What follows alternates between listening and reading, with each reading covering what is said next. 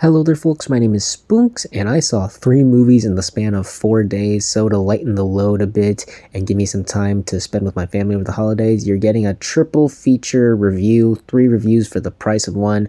We're going to get started with Anaconda, which I really like. I was curious about this movie. While I wasn't sold on the premise, the trailer really sold me on the movie. It looked really funny and crazy, and I'm happy to report that the movie was even better than I thought the trailer was. This really surprised me.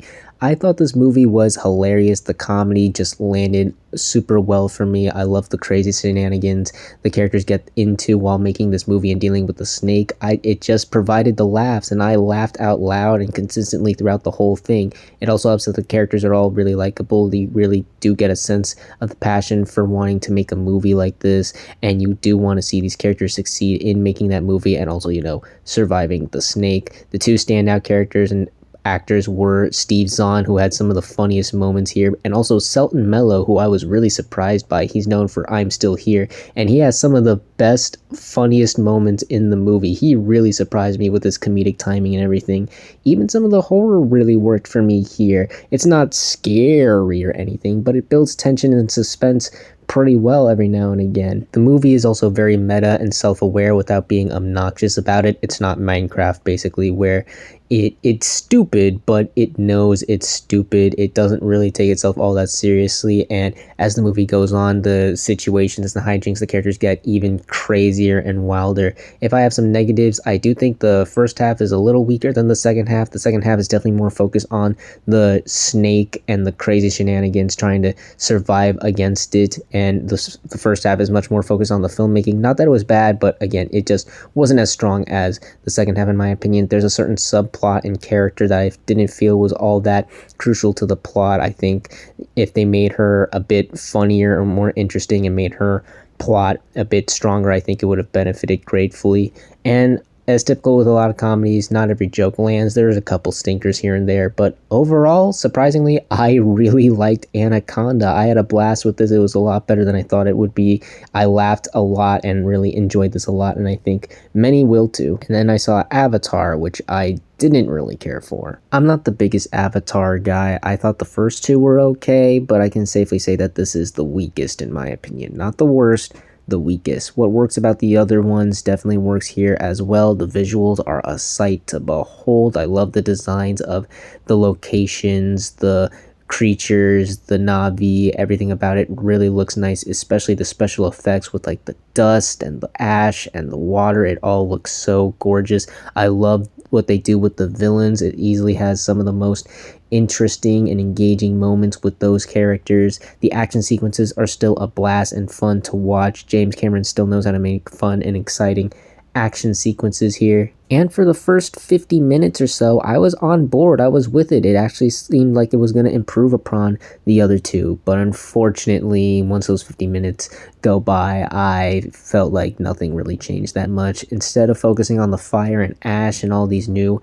crazy Na'vi that worship the fire, we instead devote much more time to focusing on the Sullys and Spider, and we're back with the Water Tribe, and unfortunately I just don't find that stuff really interesting. I think Jake Sully's character has gotten better, but the rest of the family and other characters are still pretty uninteresting in my opinion. I just don't really care about what's going on with these characters, and because we spend much more time with these characters and following their story as opposed to the stuff that I'm actually interested in, the new stuff with the villains, I was pretty uninterested and honestly kind of bored throughout a majority of this movie. It felt really much like Way of Water Part 2, really, and again, I wasn't the biggest fan of that movie, so you can imagine that I wasn't really on board for much of what was going on here, unfortunately. Hopefully with the 4th one, we can focus much more on the stuff that I was actually interested in seeing, and that will be where they finally win me over. But unfortunately, I just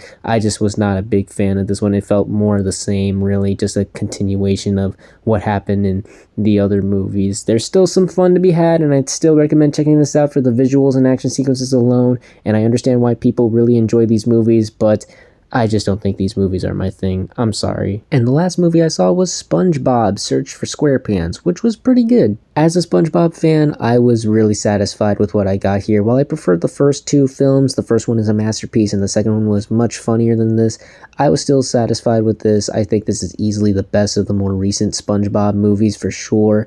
First off, this movie is hilarious. I was laughing and giggling throughout the whole thing to the point where I even felt my cheeks were starting to hurt, honestly. A lot of the jokes really landed here. It felt like returning to the golden age of SpongeBob with a lot of these jokes. It's not afraid to throw a joke in every chance it gets. And while not every joke lands, a lot of them really do, and again, I was laughing from beginning to end. While I prefer the stylized look of Sponge on the Run, I think the computer animation here looks really nice. I was worried it was going to look a bit too stiff from the trailers, but it actually looks really nice and fluid and mimics the style of the show really, really well. I would have obviously liked it if it was 2D animated, but I think the computer animation really works here. The characters are still likable and charming. SpongeBob and Patrick getting into wacky shenanigans in the underworld with Mr. Krabs, Squidward and Gary on their way to look for them. I still found these characters to be really likable and charming, and the Flying Dutchman was a nice addition. He made for a great villain. It was nice to see a SpongeBob movie that didn't revolve around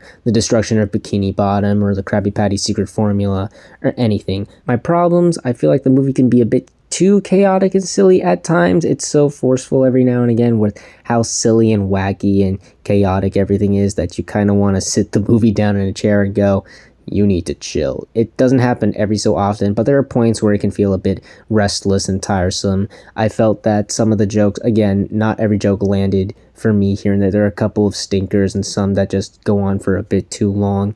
And I did feel that the climax was a bit anticlimactic. I understood the purpose it served to the story, and it had a lot of funny moments here, but as a climax and resolution to the film, I think it definitely came up a bit short in satisfying me.